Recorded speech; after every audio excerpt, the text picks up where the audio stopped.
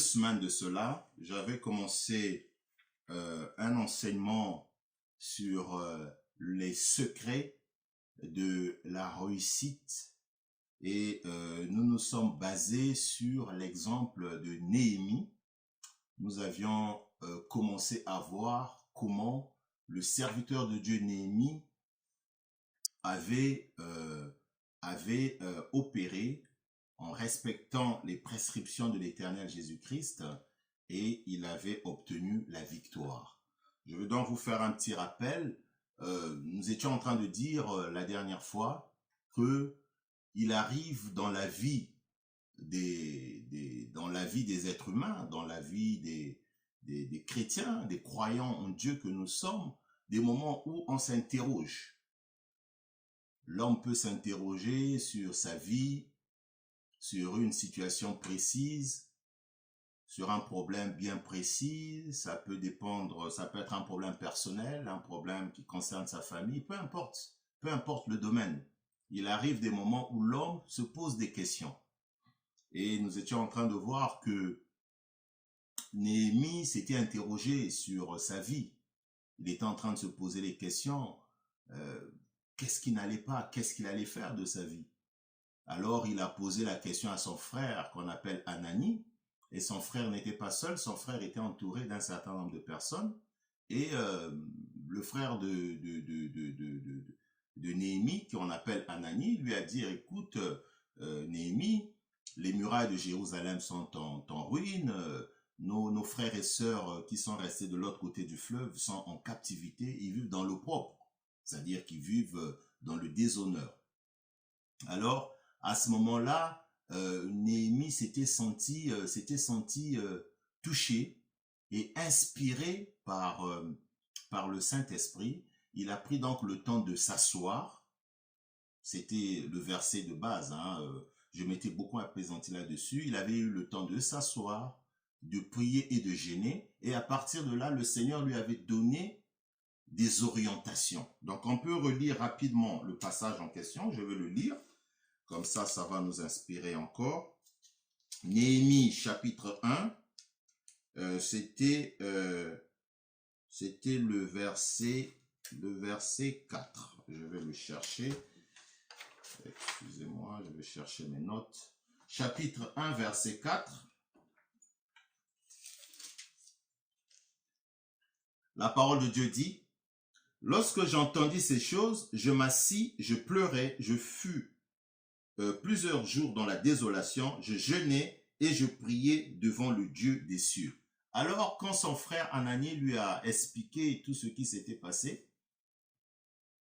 vous allez lire le verset 3 et le verset 2, le verset 3 et le verset 4. Il avait pris le temps de s'asseoir, de pleurer et de jeûner devant le Dieu des cieux. Alors, je m'étais posé la question de savoir quelle est l'attitude que toi et moi, mon frère, ma soeur, nous affichons quand nous avions des problèmes. Ici, on a vu que Néhémie avait pris le temps de s'asseoir, il a prié, il a jeûné, et quand il a prié, il a jeûné, le Seigneur lui a parlé. Le Seigneur lui a dit, bon, écoute, ça c'est ton problème.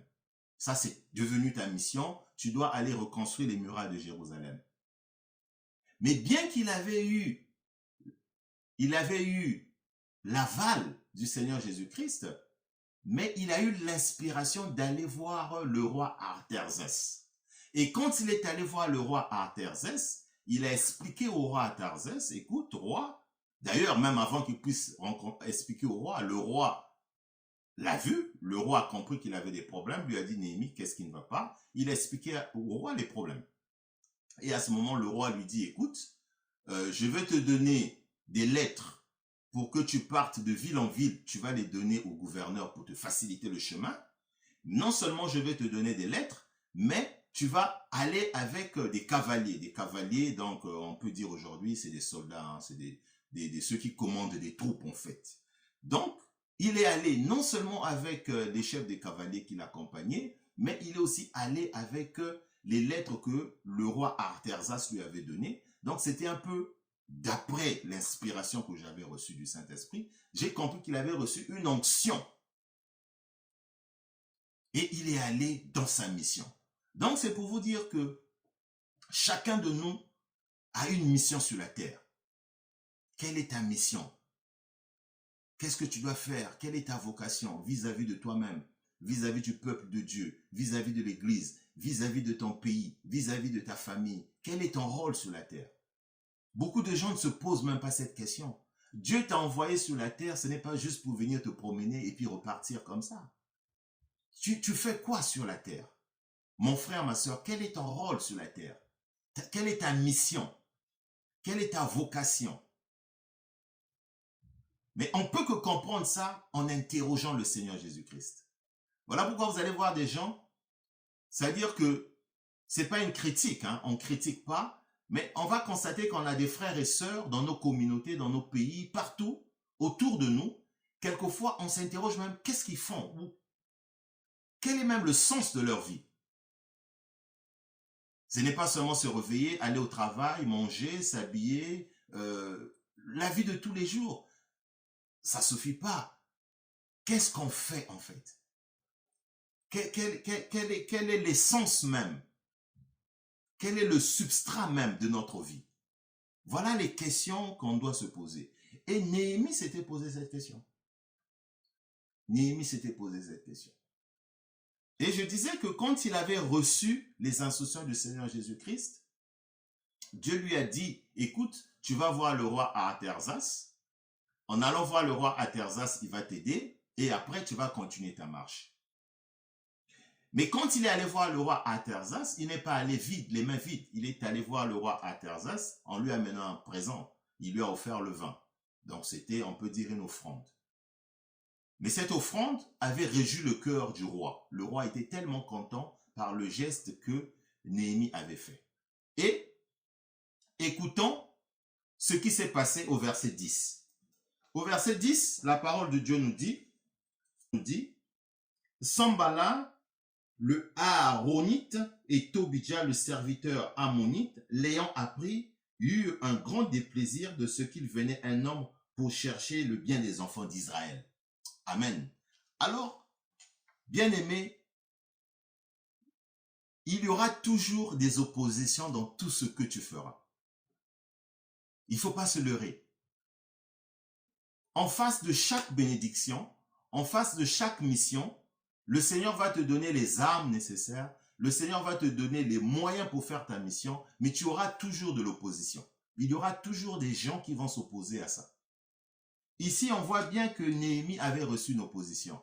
Bien qu'il avait prié, il a jeûné, il a reçu les instructions de Dieu. Il est allé voir le roi. Le roi lui a donné des lettres de recommandation pour qu'il passe de ville en ville devant les gouverneurs sans problème. Le roi lui a donné les militaires pour l'accompagner. Il a eu toute la puissance qu'il fallait, mais il a reçu quand même de l'opposition.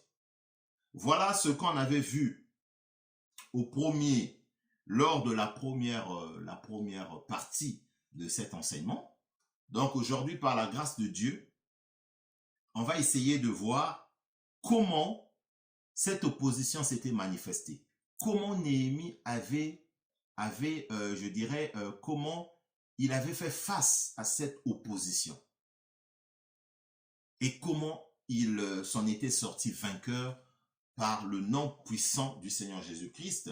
Et je déclare que cette force, cette réussite que Néhémie avait eue, que toi aussi tu puisses avoir cette réussite dans le nom puissant du Seigneur Jésus-Christ, en face de tous les obstacles que tu vas avoir dans ta vie personnelle, dans ta marche chrétienne, dans les projets que Dieu a mis dans ton cœur. Et je déclare cette parole prophétique de réussite dans ta vie, dans le nom puissant du Seigneur Jésus-Christ. Nous disons Amen. Amen. Alors, bien-aimés, c'est comme je vous disais tout à l'heure, que en face de ce que tu feras, en face de ce que Dieu a mis dans ton cœur, dans ton chemin, dans ta vie, tu auras toujours des gens qui ne seront jamais contents. Ça peut être dans ta famille, ça peut être dans ton lieu de travail, ça peut être tes amis, ça peut être des gens que tu connais ou des gens que tu ne connais pas. Mais ce qui est vrai, ce qui est sûr, je ne le souhaite pas, mais c'est la réalité humaine, il y aura toujours de l'opposition. l'opposition fait partie même des marches qui nous amènent vers le succès. Et c'est à ce moment-là qu'on savoure même la grandeur de Dieu. Parce qu'une réussite toute facile, une réussite sans opposition, tu ne sentiras pas la main de Dieu dedans. Dans cette histoire, à la fin de cette histoire, Néhémie avait conclu que la main de Dieu était sur moi. Alléluia. Et je déclare la main de Dieu dans ta vie. La main de Dieu dans tout ce que tu vas entreprendre. Ils vont t'attaquer. Ils vont te chercher par tous les moyens, comme ce groupe de personnes avait dérangé Néhémie, mais Néhémie avait eu la réussite dans le nom puissant du Seigneur Jésus-Christ. Alors, on va lire le verset 10 du chapitre 2. Chapitre 2 de Néhémie, verset 10, la parole de Dieu nous dit, Sambala, le Horonite, et Tobidja, le serviteur ammonite, l'ayant appris, eurent un grand déplaisir de ce qu'il venait un homme pour chercher le bien d'Israël. Alors Néhémie, lui, sa mission, c'était chercher le bien des enfants d'Israël. Mais ce groupe de personnes, ils n'étaient pas contents. Ils n'étaient pas contents du tout. Ils n'étaient pas contents du tout. Mais ils étaient tous des serviteurs de Dieu. Tous étaient des serviteurs de Dieu. Mais ils se sont levés contre la mission de Néhémie. Donc c'est comme je le disais, pour ne pas me répéter, Dieu t'a peut-être mis à cœur de faire une mission précise, de faire quelque chose de précis dans ta vie, dans ta famille, même à titre personnel, mais tu auras des oppositions. Tu auras des oppositions. C'est malheureusement ça, la nature humaine. Amen. Alors, au verset 11, nous comprenons que Néhémie s'était dirigé vers Jérusalem. Parce que le verset 11 dit, « J'arrivai à Jérusalem et j'y passai 3 jours. » Il est donc allé, il a passé 3 jours. Et au verset 12, la parole de Dieu dit, « Après quoi, je me levai pendant la nuit avec quelques hommes, sans avoir dit à personne ce que Dieu m'avait mis à cœur de faire pour Jérusalem. » J'aimerais que vous souligniez cette phrase. Que vous souligniez cette phrase. Verset 12. Après quoi, je me levai pendant la nuit avec quelques hommes, sans avoir dit à personne ce que Dieu avait mis dans mon cœur. Sans avoir dit à personne ce que Dieu avait mis dans mon cœur, de faire pour Jérusalem. Il n'y avait avec moi d'autres bêtes de somme que ma propre monture. Alléluia. Alors on va s'arrêter sur ce verset pendant quelques minutes. Alors c'est comme je vous disais, Dieu avait dit à Néhémie ce qu'il doit faire pour aller reconstruire les murailles de Jérusalem. Mais Néhémie avait dit à personne des gens qu'il avait accompagnés. Il avait gardé ce secret pour lui. Alléluia. Voilà le premier secret qu'il faut retenir. Néhémie n'avait pas dit à quelqu'un. La parole de Dieu nous dit, après quoi je me levai pendant la nuit, sans avoir dit à personne ce que Dieu m'avait mis à cœur de faire pour Jérusalem. Oh Jésus, merci. Vous savez, frères et sœurs, très souvent nous manquons les victoires à cause de notre bouche qui ne reste pas calme. Nous parlons trop, quelquefois pour rien, et très souvent pour ne pas dire, pour dire ce qu'il ne faut pas dire. Néhémie, Dieu lui avait donné les consignes. Tu vas aller à Jérusalem, mais voilà ce que tu dois faire. Voilà comment tu dois te comporter. Voilà comment tu dois marcher. Mais Néhémie n'avait pas parlé à quelqu'un. Hein? Il était resté calme. Nous là, on parle trop. Dieu t'a montré quelque chose dans un songe. Dieu t'a fait une révélation. Dieu t'a instruit. Mais tu le dis aux gens. Mais tu ne connais pas le cœur de celui à qui tu es en train d'expliquer ton problème. Voilà le premier secret qu'on découvre dans la victoire de Néhémie. Néhémie n'avait pas parlé. Enfin, le deuxième secret, parce que le premier secret, il s'était assis au verset 4, il avait jeûné, il avait prié. il est allé voir le roi Artaxerxès, ça c'était le deuxième secret, il n'est pas allé les mains vides, il est allé donner une offrande, et quand il avait donné l'offrande au roi, le roi avait ouvert son cœur, le roi était content, le roi lui avait donné des lettres. Donc c'était la deuxième révélation. Donc là, la troisième révélation, c'était de rester calme, de garder le silence. Il y a des gens, dès qu'on lui donne quelque chose, alors tout le quartier est au courant de ça. Tout le village est au courant de ça. Tout le pays est au courant de ça. Toute la ville est au courant de ça. Mais tu es sûr que tout le monde va être content? Tout le monde va être content? Ah non. Ah non. Il y a des témoignages qu'on ne peut pas expliquer. Mais il y a beaucoup d'histoires que nous avions appris comme ça.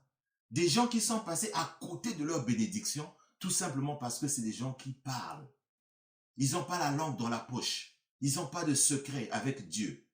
Dieu lui dit quelque chose, Dieu lui montre un signe, Dieu lui explique une ligne de conduite à tenir, mais par sa bouche, il perd sa bénédiction.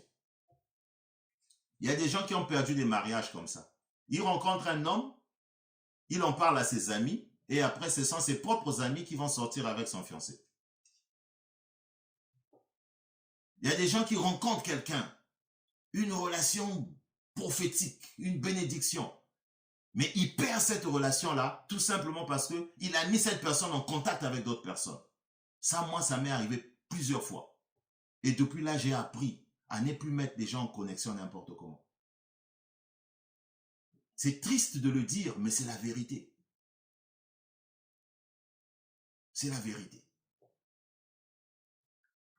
Vers les années 2000, j'ouvre une parenthèse, hein, c'est juste pour que ça puisse nous édifier. Vous savez, les témoignages, quelquefois, c'est pour édifier le peuple de Dieu.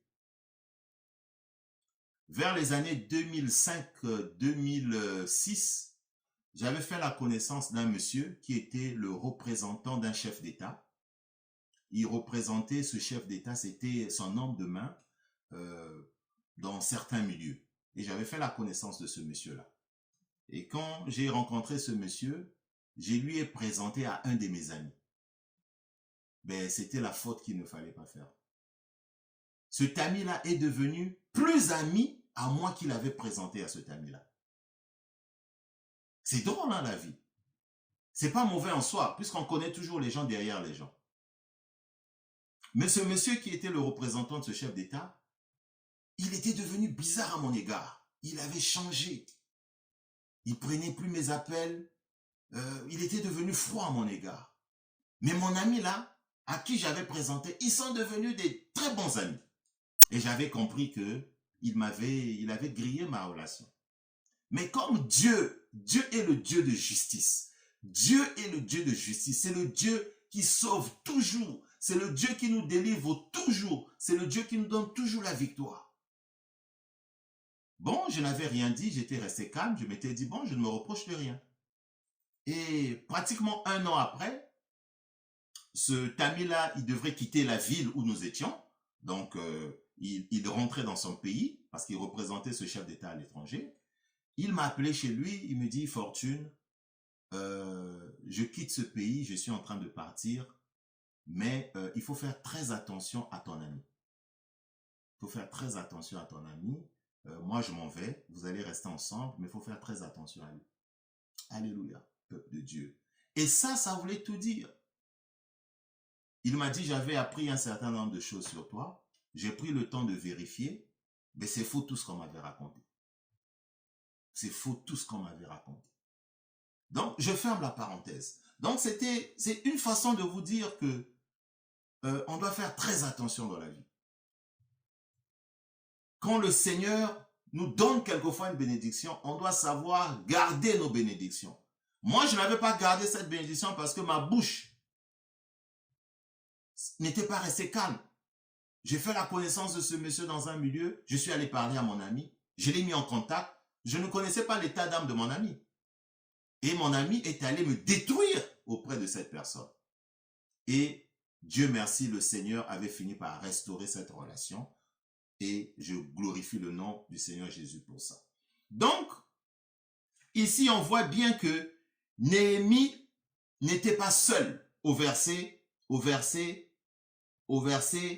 12 du chapitre 2. Il n'était pas seul, mais il n'avait dit à personne ce que Dieu lui avait dit. Et je prie que tu dises à personne les choses de ta vie, que tu dises à personne le secret que Dieu t'a donné, que tu dises à personne ce que Dieu t'a inspiré, que tu mettes au courant personne. C'est ta relation entre toi et Dieu. C'est ta bénédiction entre toi et Dieu. Je suis en train de dire à une personne ce que Dieu a mis dans ton cœur, tu le gardes pour toi. Tu le gardes pour toi. On ne dit pas tout à tout le monde. On ne dit pas tout à tout le monde. On ne dit pas tout à tout le monde. Tu ne connais pas le cœur de la personne qui écoute ça. Garde ça pour toi. Garde ça pour toi. La bouche sort les paroles de vie et de mort. La bouche sort des paroles de vie et de mort. La bouche sort des paroles de vie et de mort. On peut lire rapidement dans le livre de Proverbes. On va dans Proverbes, on va lire quelques proverbes. On va lire quelques proverbes. Que le Seigneur puisse bénir mon frère et ma sœur. Proverbe 10, verset 19. Écoutons ce que la parole de Dieu nous dit. Celui qui parle beaucoup ne manque pas de péché. Mais celui qui retient ses lèvres est un homme prudent. Oh Jésus, moi il m'avait manqué la prudence. Et je n'avais pas retenu mes lèvres. Depuis là, je suis devenu prudent. Je mets les gens en contact, c'est tout à fait normal, parce que moi aussi on me met en contact avec les gens. Mais je ne mets plus en contact les gens n'importe comment. Parce que les gens ont détruit mes relations. On détruit beaucoup de choses que Dieu m'avait données. Alléluia, alléluia, peuple de Dieu. Soyons prudents. Un homme doit être prudent. Ici, la parole de Dieu nous dit, celui qui parle beaucoup ne manque pas de péché, mais celui qui retient ses lèvres est un homme prudent. Ma sœur, il faut être prudente. Mon frère, il faut être prudent. Il faut être prudent. Il faut mettre les gens en contact, c'est normal. Mais il faut bien réfléchir qui tu mets en contact et pourquoi. Néhémie, il était prudent. On a bien vu qu'il était avec les gens, mais il n'a pas dit à ces gens ce que Dieu lui avait dit de dire. Voilà un autre secret. Toujours dans Proverbe, on va dans Proverbe 18. Proverbe 18. Verset 21, la parole de Dieu nous dit, la mort et la vie sont au pouvoir de la langue. Quiconque l'aime en mangera les fruits. Alléluia. La langue là. Il y a des gens, leur langue ne reste pas calme. Il doit seulement parler. S'il ne parle pas, il n'est pas tranquille. Si elle ne parle pas, elle n'est pas tranquille. Il faut seulement qu'il dise quelque chose. Mais tu es en train de livrer tes secrets. Souvenez-vous de Samson qui avait livré ce secret à Dalila parce qu'il parlait trop. Il expliquait toutes ses forces. Il a dit si tu fais ceci, si tu fais ceci, alors voilà, il a livré ce secret. Il a livré toutes ses forces. Alléluia. Que tu ne livres pas tes forces, que tu ne livres pas tes secrets, que tu ne livres pas tes secrets dans le nom puissant du Seigneur Jésus-Christ. Dans le nom puissant du Seigneur Jésus-Christ. Troisième chose que nous retenons, c'est que quand vous lisez le verset 12, le verset 13, le verset 15, alors, beaucoup de choses se font dans la nuit. On peut le lire, hein? On repart dans le livre de Néhémie. Au verset 13, « Je sortis de nuit par la porte de la ville, encore dans la nuit. » Alors, vous allez remarquer que beaucoup de choses se font dans la nuit. Dans la nuit, ce sont les moments où les satanistes se réunissent pour faire leur réunion occulte, leur réunion nocturne. Ils le font dans la nuit. Ils ne maudissent pas les gens dans la journée. Ils font tout la nuit. Ils font les réunions la nuit. Alors, nous aussi les enfants de Dieu, dans la nuit, on doit être en prière. Quand nous sommes en prière dans la nuit, c'est aussi une façon pour nous de faire aussi nos pratiques avec notre Dieu, le roi des rois, El Shaddai, Jésus-Christ de Nazareth. Voilà pourquoi la nuit, ce sont des moments où il faut rester éveillé spirituellement, éveillé en prière. Parce que dans la nuit, beaucoup de choses se font dans la nuit. Quand vous allez lire le livre de Néhémie, vous allez vous rendre compte que Néhémie faisait beaucoup de choses la nuit. Il priait, il sortait tôt le matin, il allait la nuit. Beaucoup de choses, il le faisait dans la nuit. Alléluia. Donc, on comprend aussi que la nuit est un moment particulier. Il y a des gens dans la nuit, ils dorment seulement, ils passent leur temps à dormir. Oui, la nuit, c'est fait pour dormir. Mais il faut dormir en ayant l'esprit connecté avec le Seigneur Jésus-Christ. L'esprit connecté avec le Seigneur Jésus-Christ. Le verset 16 nous dit, les magistrats ignoraient où j'étais allé et ce que je faisais. Jusqu'à ce moment, je n'avais rien dit aux Juifs, ni aux sacrificateurs, ni aux grands, ni aux magistrats, ni à aucun de ceux qui occupaient des affaires. Oh, Néhémie, il est fort, Néhémie. Néhémie avait dit à personne.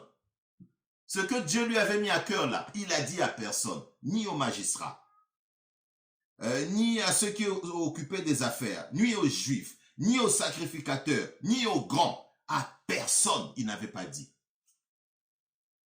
Il avait le secret que Dieu lui avait dit dans le cœur. Il a gardé pour lui. Il a gardé le silence. Le silence. Le silence. Le silence. Alors, verset 18.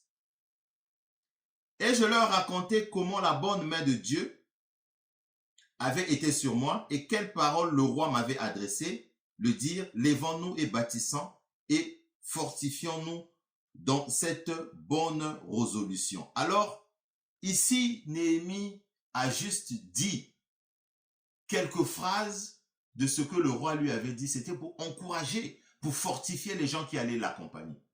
Il faut se souvenir que Néhémie ne devrait pas faire cette mission tout seul. Il était accompagné des gens. Mais il fallait qu'il fortifie les gens qui étaient avec lui. Mais il ne leur avait pas tout dit. Il avait dit juste de très peu de ce qu'on lui avait dit. Donc, on apprend que on ne dit pas tout. Tout ne se dit pas. Il y a des choses que tu dois dire, mais il y a des choses que tu ne dois pas dire. Alors, au verset 19, écoutons ce qui s'est passé. Verset 19, Sambala, le Horonite, Tobidja, le serviteur ammonite et Gesham, l'arabe, en ayant été informés, se moquèrent de nous et nous méprisaient.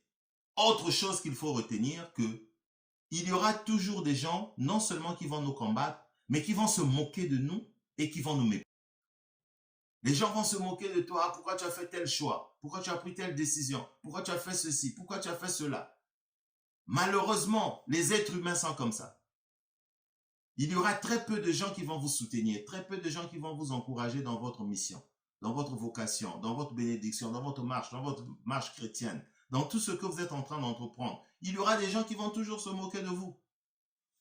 Ah, pourquoi tu as choisi tel homme? Pourquoi tu as choisi telle femme? Pourquoi tu as choisi telle couleur? Pourquoi tu as choisi ceci? Pourquoi tu as fait cela? Il y aura toujours de l'opposition.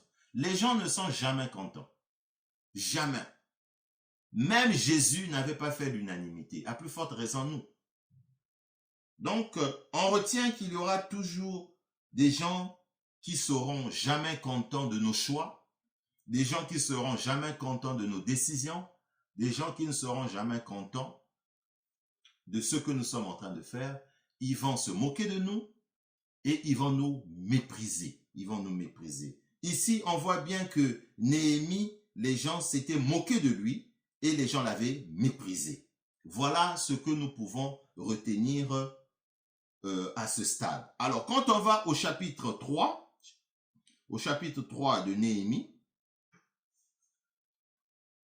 alors, au chapitre 3, on constate que Néhémie a commencé les travaux. Il a commencé les travaux. On peut par exemple lire le verset 32. Tout le verset 3 nous explique comment Néhémie faisait les travaux, hein, c'est-à-dire que comment il était en train de bâtir les portiques de Jérusalem, comment il était en train de faire, qui l'accompagnait à faire ceci ou à faire cela. C'est une très longue lecture, je vous fais juste des petits résumés. Alors au verset 32, nous lisons ceci. Les orfèvres et les marchands travaillèrent entre la chambre haute et le coin de la porte des brebis. Verset 32. Les orfèvres et les marchands travaillèrent entre la chambre haute et le coin de la porte des brebis. Alors, le chapitre 4, on va dans le chapitre 4 de Néhémie, on va découvrir quelque chose. Je suis juste en train de vous faire un résumé. Au chapitre 4, entre le verset 1, le verset 2 et le verset 3, nous lisons, « Lorsque Sanballat apprit que nous rebâtissons la muraille, il fut en colère et très irrité. Il se moquait des Juifs et dit devant ses frères et devant les soldats de Samarie, « À quoi travaillent ces Juifs impuissants? Les laisseront-on faire? Sacrifieront-ils? Vont-ils achever? Redonneront-ils vie à des pierres ensevelues sous des monceaux de poussière et consumées par le feu? » Alors, il se pose la question. Verset 1, verset 2, verset 3, ils sont en train de se poser la question. Donc, tout le groupe de Sanballat, l'Arabe, ils étaient un groupe de personnes, ils étaient contre la mission de Néhémie. Donc, ils ont commencé à réfléchir. Qu'est-ce qu'on va faire? C'est comme toi, mon frère, ma soeur. Les gens sont en train de réfléchir. Est-ce qu'ils vont te laisser aller vers la victoire? Est-ce que les gens vont te laisser aller vers ta victoire? Tu as eu peut-être un très bel emploi. Est-ce que les gens sont contents? Tu es peut-être en voie de te marier. Est-ce que les gens sont contents? Tu es en voie, par exemple, d'avoir une guérison. Est-ce que les gens sont contents? Tu es en voie de rentrer dans l'élévation. Est-ce que les gens sont contents? Tu es en voie de toucher le succès. Est-ce que les gens sont contents? Tu es en voie d'arriver à ton but. Est-ce que les gens sont contents? Non! Il y aura toujours des gens qui seront contents et il y aura toujours des gens qui ne seront pas contents. Mais dans le nom puissant du Seigneur Jésus-Christ, je prie et je brise par la puissance du nom de Jésus tous les obstacles, tous les plans de l'ennemi dans ta vie, dans le nom puissant du Seigneur Jésus-Christ. Je prie que cette parole, ce message, cette prédication soit une révélation qui va changer la vie de quelqu'un. Et ça, c'est ma mission. C'est mon appel. C'est d'accompagner le peuple de Dieu dans leur destinée. En leur apportant la parole de Jésus-Christ. La parole qui donne la vie. Alors, ici, on comprend que ces démons-là, qu'on appelle Sanballat, Tobidja, et toutes ces personnes-là, il y a même un qui s'appelle l'Arabe, ils ont commencé à réfléchir. Ah, comment on va faire? Parce que quand on a lu le verset 32, on a compris que malgré les obstacles, mais Néhémie était en train de rebâtir. Ils se sont dit, oh, mais si on ne le brise pas, mais il va continuer, il va finir par reconstruire les murailles. Mais la mission du diable, c'est de venir détruire. C'est de venir égorger, c'est de venir détruire. Ça, c'est la mission du diable. Le diable est dans son rôle. Il est dans son rôle de détruire. Alors, le verset 4 et le verset 5, on va découvrir quelque chose. Lisons le verset 4. Le verset 3. Tobidja, l'ammonite, était à côté de lui et il dit qu'ils bâtissent seulement si un renard s'élance. Il renversera leurs murailles de pierre. Oh, les gens qui ont un mauvais cœur. Vous voyez comment ils étaient en train de dire, de parler? Qu'ils bâtissent seulement. Si un renard s'élance, il renversera leurs murailles de pierre. Et il y a des gens qui parlent comme ça. Ah, qu'il fasse, non, on va voir. Qu'il avance, non, on va voir s'il va réussir. Donc des gens qui sont comme ça, qui sont méchants, qui ont la haine dans leur cœur. Ils ne veulent pas voir les autres réussir. Les gens ne vont jamais être contents de ta bénédiction, ma sœur. Les gens ne vont jamais être contents de ton élévation, ma sœur, mon frère. Jamais. Il y aura toujours des oppositions. Des gens comme ça, des gens comme des Tobidja comme ça, là. Non, je ne sais pas qui est le Tobidja dans ta vie. Je ne sais pas qui est le Sambala dans ta vie. Je ne sais pas qui est l'Arabe dans ta vie. Je ne sais pas qui est l'Ammonite dans ta vie. Dans la vie de ta famille. Il y a toujours des opposants qui sont jamais contents de la bénédiction de l'autre. Et ici, ils sont en train de dire qu'ils se lancent, on va voir. On va renverser ces murailles de pierre. Oh, Jésus, quelle méchanceté. Et Néhémie vous a fait quoi? Qu'est-ce que Néhémie vous a fait? Quand on lit l'histoire de Néhémie, on comprend que Néhémie n'a rien fait de mal. Seulement les gens étaient jaloux de sa bénédiction. Les gens étaient jaloux de son élévation. Les gens étaient jaloux. Alors, ici, un autre secret que j'ai fini par découvrir, c'est de toujours rester en prière. Alléluia. De ne jamais abandonner la prière. Lisons le verset 4 et le verset 5. On va se rendre compte que Néhémie, pendant qu'il était en train de travailler avec les gens qui l'accompagnaient, mais il avait toujours gardé l'attitude de prière. Toujours l'attitude de prière. Il y a des gens, dès que Dieu les a bénis, ils abandonnent la prière. Dès que Dieu les a élevés un peu, ils abandonnent la prière. Non, c'est une erreur. Une très grande erreur. Une grosse erreur. Une bêtise même. Excusez-moi de l'expression. Mais c'est vraiment une faute. Quand Dieu t'a élevé, quand Dieu t'a béni, il ne faut jamais oublier la prière. Il faut toujours rester dans une attitude de prière jusqu'à la victoire finale.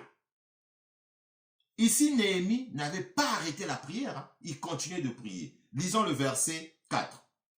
Il dit, « Écoute, notre Dieu, comme nous sommes méprisés, fais retomber les insultes sur leur tête et livre-le au pillage sur une terre où ils sont captifs. » Voilà la prière de Néhémie.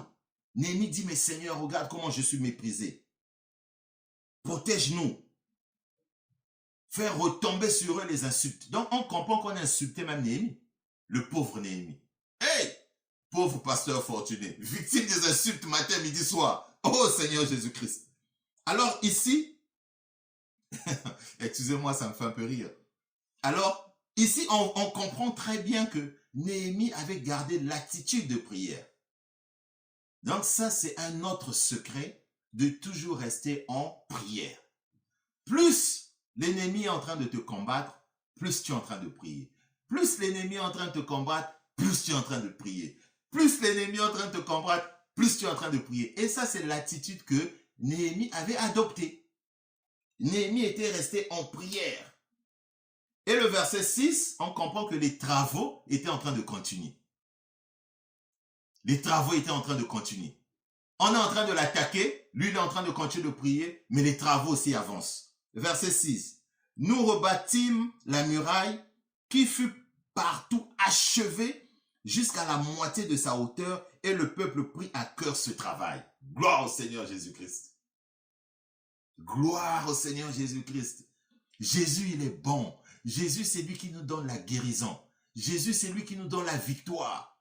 Alors, on est en train de comprendre que malgré tout ce que Sambala et tout son groupe-là, ils étaient en train de faire contre Néhémie, mais Néhémie était en train d'avancer. Il était en train d'avancer. Les sorciers sont en train de te maudire, mais toi, tu es en train d'avancer. Les sorciers sont en train de se faire des complots contre toi, mais toi, tu es en train d'avancer. Ils sont en train de te mépriser, toi, tu es en train d'avancer. Ils sont en train de t'insulter, toi, tu es en train d'avancer avec Dieu. Ils sont en train de faire des complots, toi, tu es en train d'avancer. Tu gardes le cap. Tu gardes le cap. Tu gardes le cap. Alléluia, alléluia. Alors, le verset 7, on dit ceci. Mais Sambala, Tobidja, l'Arabe, les Harmonites et les Asdonidiens furent très irrités en apprenant que la réparation des murs avançait et que les brèches commençaient à se refermer. Oh Seigneur Jésus-Christ. Vous m'excusez pour la prononciation des mots. Vous savez, les mots dans l'Ancien Testament, quelquefois, c'est des mots un peu compliqués à dire, à lire. Mais ici, on retient au verset 7 que tout ce groupe des gens méchants, que moi j'appelle des démons, c'est carrément des démons, c'est des sorciers. Vous voyez, malgré ça, ils étaient irrités. Ça veut dire qu'ils étaient en colère, ils n'étaient pas contents.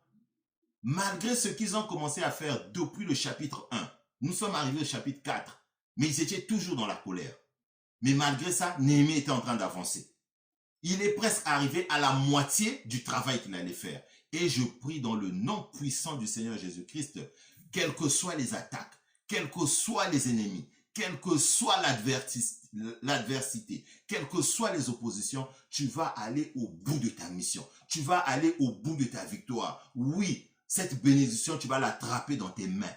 Cette affaire-là, tu vas la voir dans tes mains. Cette chose-là, tu vas l'attraper.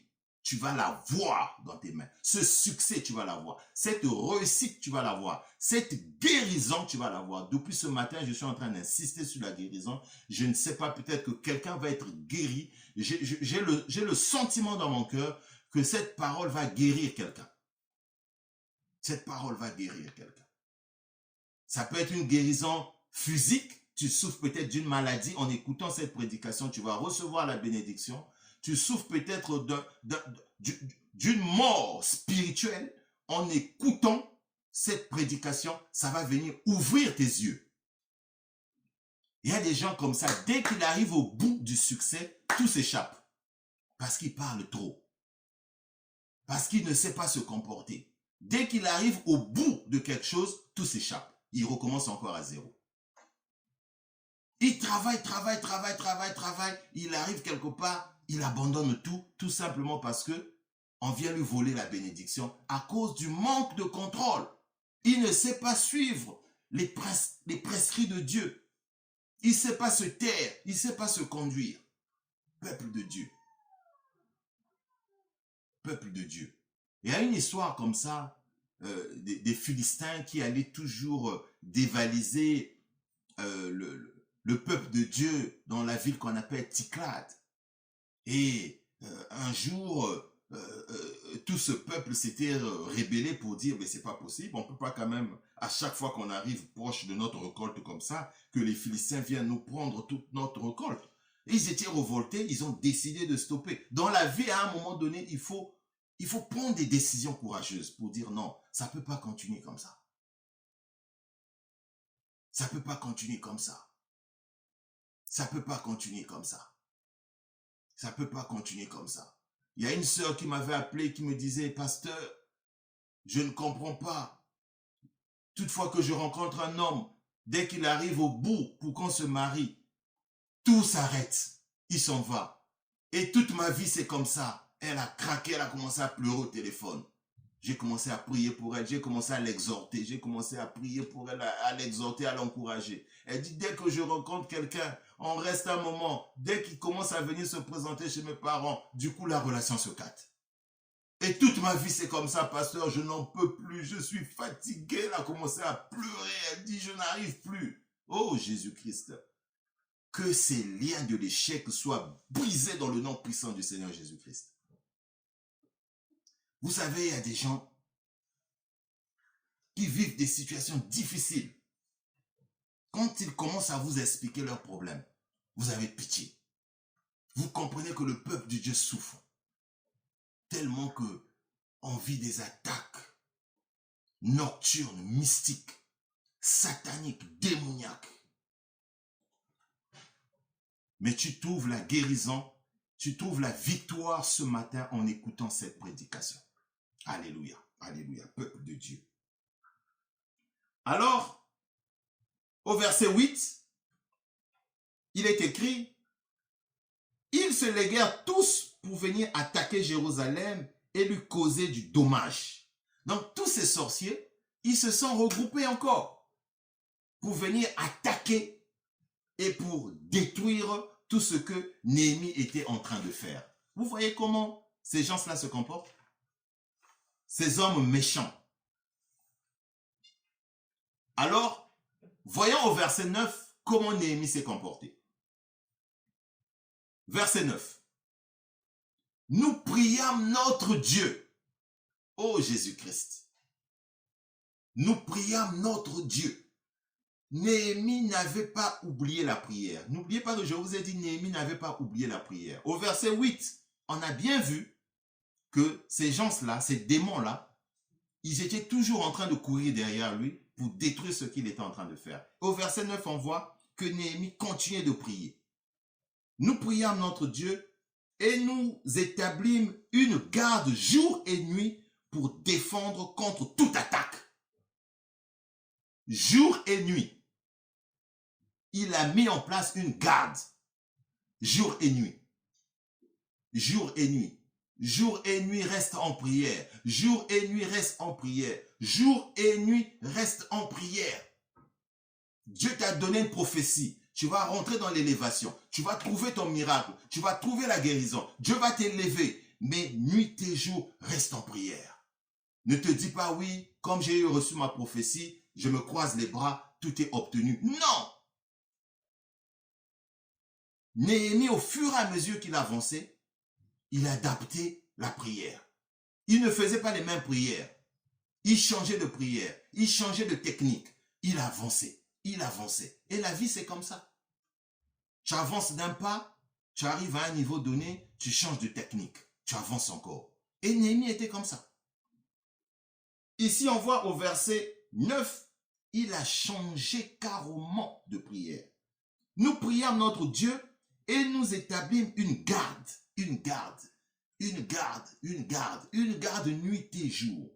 Néhémie, le grand serviteur de Dieu Néhémie, il avait mis une garde nuit et jour. Ici, la garde de Néhémie, je suis en train de parler d'une garde spirituelle. Parce que les armes auxquelles nous combattons, ce n'est pas charnel. Nous ne combattons pas les êtres humains, mais nous combattons les esprits. Et tout ceci est spirituel. Donc, tout doit se passer dans la prière. Matin, soir, tu dois rester en prière. Voilà une technique, un des secrets de Néhémie pour l'amener vers l'élévation, pour l'amener vers la gloire. Alléluia, alléluia, alléluia. On va faire 2 lectures. On va aller dans le livre de Matthieu. On va lire Matthieu, on va dans Matthieu. On va lire pour comprendre très bien ce que je suis en train d'expliquer.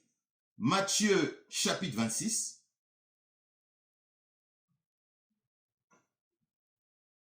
Verset 41. Matthieu 26, verset 41. La parole de Dieu dit, veillez et priez afin que vous ne tombiez pas dans la tentation. L'esprit est bien disposé, mais la chair est faible. Vous voyez? Néhémie priait nuit et jour. Il avait mis la garde nuit et jour. Vu qu'il avait vu que je suis arrivé déjà à la moitié du travail, malgré ça, je reçois toujours les attaques des Sambala et consorts. Ok, je dois mettre maintenant la garde nuit et jour. Prudence, vigilance. Est-ce que toi tu es prudent? Est-ce que toi tu es vigilante? Est-ce que toi tu es vigilant? Le Seigneur t'appelle à la vigilance. Le Seigneur t'appelle à la prudence. À la prudence et à la vigilance. Verset 41, Matthieu 26, veillez et priez. Veillez, c'est la vigilance. C'est la prudence. Et priez, afin que vous ne tombez pas dans la tentation. Donc, si on ne prie pas, on ne veille pas, on peut tomber dans la tentation. Mais si on tombe dans la tentation, mais on perd l'élévation. On perd la grâce, on perd le miracle, on perd ce que Dieu veut nous donner. Tout simplement parce que il nous a manqué des secrets pour arriver vers la réussite. N'oubliez pas que Néhémie avait reçu les consignes de Dieu. C'est Dieu qui avait parlé à Néhémie. Néhémie n'avait pas décidé de faire ça seul. C'est Dieu qui avait parlé à Néhémie. Mais malgré ça, regardez comment Dieu était en train de conduire Néhémie. Pour lui dire non, là, il faut prier. Là, il faut être prudent. Là, il ne faut pas parler. Là, il faut garder le silence. Là, il faut garder le secret. Là, avance. Et c'est comme ça dans la vie. C'est comme ça dans la vie. Il y a des endroits, ne parle pas. Il y a des endroits, ne dis rien. Il y a des endroits, il faut prier. Il y a des moments, il faut jeûner. Il y a des moments, tu doubles d'efforts. Il y a des moments, tu pries le matin. Il y a des moments, tu pries le soir. Il y a des moments... Dieu doit t'amener dans toutes les directions possibles pour atteindre ton objectif. Dans le nom puissant du Seigneur Jésus-Christ. Dans le nom puissant du Seigneur Jésus-Christ. Alors, on va faire une autre lecture. On va dans 1 Pierre 5. 1 Pierre 5. 1 Pierre 5, verset 8. La parole de Dieu dit, « Soyez sobres, veillez, votre adversaire le diable rôde comme un lion rougissant, cherchant qui il dévorera. » Ça, c'est une inscription du Seigneur Jésus-Christ. Et c'est ce que Néhémie était en train de faire. Soyez sobres. Soyez sobres, donc soyez simples, soyez discrets, soyez prudents. Il y a des gens qui sont d'une sobriété, mais pas possible. Ils sont simples, ils sont discrets. Ils ne sont pas m'as-tu vu. Et moi, j'aime une vie comme ça, une vie de sobriété, une vie de discrétion. Les gens ne sont pas obligés de connaître ce que tu fais. Pourquoi? C'est ta vie. Pourquoi les gens doivent connaître forcément ce que tu fais? Ça leur enrichit en quoi? Ça leur enrichit à te détruire, oui. À te maudire, oui. Quelquefois, nous-mêmes, nous sommes victimes de ce que nous vivons nous-mêmes parce qu'on n'est pas discret. La parole de Dieu nous demande d'être sobre. Être sobre, c'est être discret. Mais toi, tous tes problèmes, tout le village est au courant. Tous tes problèmes, tout le quartier est au courant. Tous tes problèmes, toute la communauté est au courant de ça. Ben non. Tu auras forcément des Tobidja dans ta vie. Hein? Tu auras forcément des Sambala dans ta vie. Alléluia. Alléluia, peuple de Dieu. Alors ici, on comprend qu'il faut redoubler d'efforts. Redoubler d'efforts, redoubler de vigilance. Alors on va au verset 11. On repart dans le livre de Néhémie, 4 verset 11. Et nos ennemis disaient, ils ne sauront et ne verront rien jusqu'à ce que nous envahirons au milieu d'eux, nous les tuerons et nous les ferons ainsi cesser l'ouvrage. Ils vont arriver au milieu de vous. Voilà ce qu'ils étaient en train de dire. Et nos ennemis, et ça c'est Néhémie qui est en train de dire, et nos ennemis disaient, et c'est ce que tes ennemis sont en train de dire aujourd'hui. Toi qui es en train de suivre cette prédication, et c'est ce que tes ennemis sont en train de dire. Ils vont venir au milieu de vous. Ils ne sauront rien jusqu'à ce que nous arriverons au milieu d'eux, nous les tuerons et nous ferons cesser aussi l'œuvre. Donc leur objectif, c'est d'arriver au milieu de toi, au milieu de vous. Alors ici, je suis en train d'attirer l'attention à quelqu'un de ne pas faire entrer n'importe qui dans ta vie privée, dans ta vie personnelle. Parce que ici, ses ennemis voulaient arriver au milieu d'eux. Donc, ils voulaient venir dans le milieu de Néhémie. Parce que Néhémie était entouré de ces gens, de ceux qui l'accompagnaient. Mais les Sambala, les Tobidja et tout, et consorts, ils ont compris que pour atteindre Néhémie, il faut qu'il vienne rentrer dans son milieu. Quelqu'un ne va pas venir t'atteindre s'il ne rentre pas dans ton milieu. Fais attention à toutes tes fréquentations. Tu n'es pas obligé d'accepter tout le monde dans ta vie. Non! Il y a des gens comme ça qui n'ont pas de limite. Tout le monde est son ami. Il parle avec tout le monde. Il parle avec tout le monde. Tu ne peux pas accepter tout le monde dans ta vie. Dans ton intimité.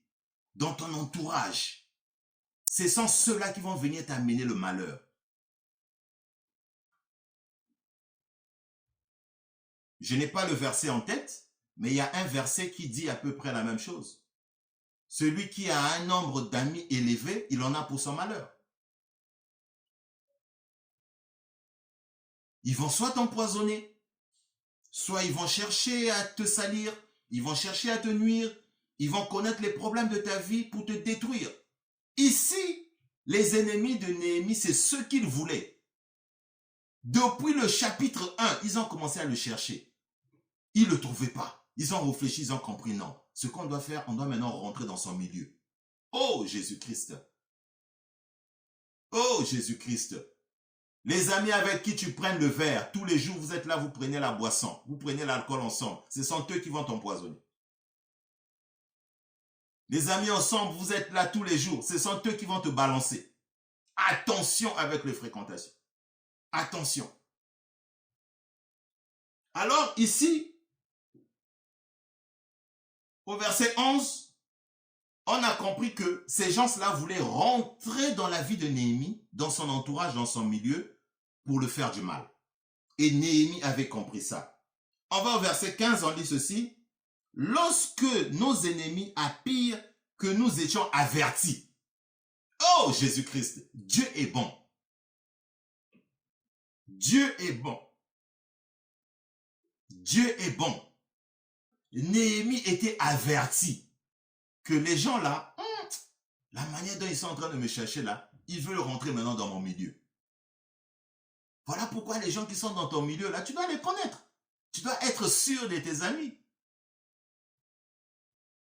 Néhémie était averti. Le Saint-Esprit a averti Néhémie. Et je suis en train de prier que le Saint-Esprit puisse t'avertir de toutes les personnes qui veulent venir dans ta vie pour venir te détruire.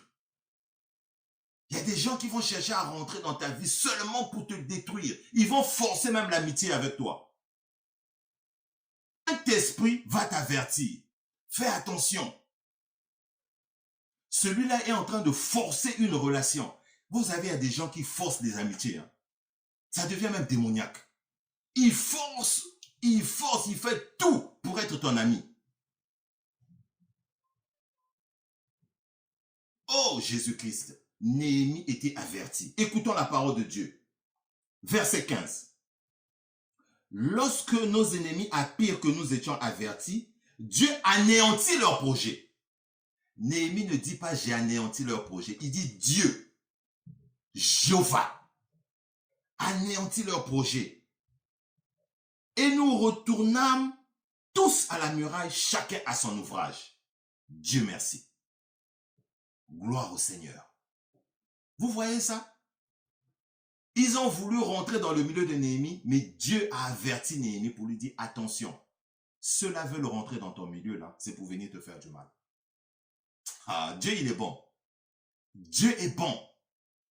Quand tu restes connecté à Dieu, le Seigneur est bon. Le Seigneur est bon. Verset 17.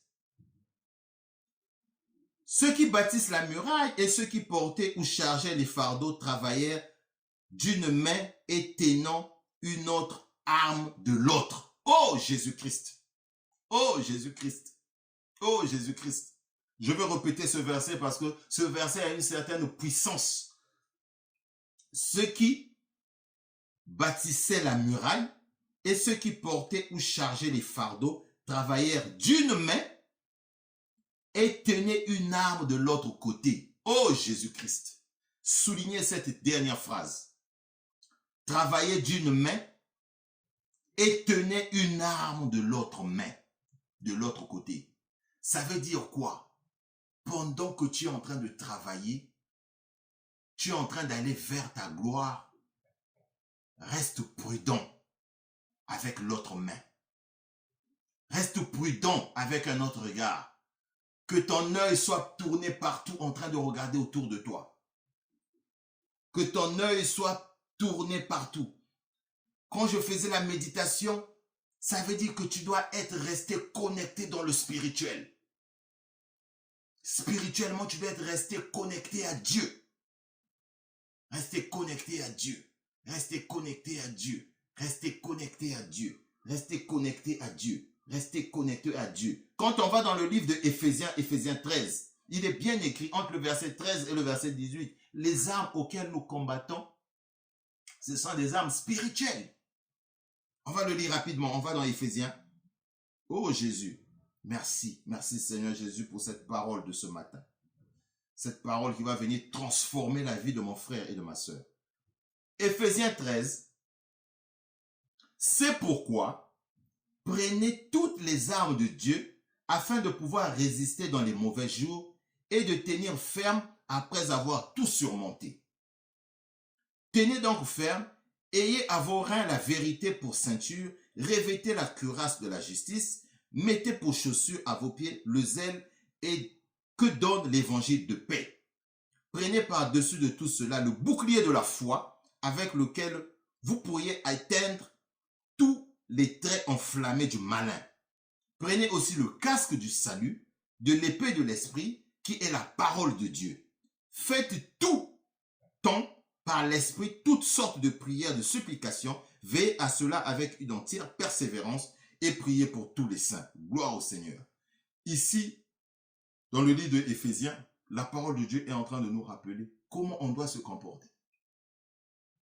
Pendant que tu es en train de faire ta mission, d'une main, l'autre main reste connectée avec le Seigneur Jésus-Christ en prière par la puissance du sang de Jésus-Christ.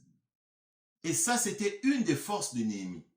Toutefois qu'il avançait, il n'avait jamais coupé le lien de la prière. Il était resté en connexion avec la prière. Oh Jésus-Christ! Gloire au Seigneur Jésus-Christ.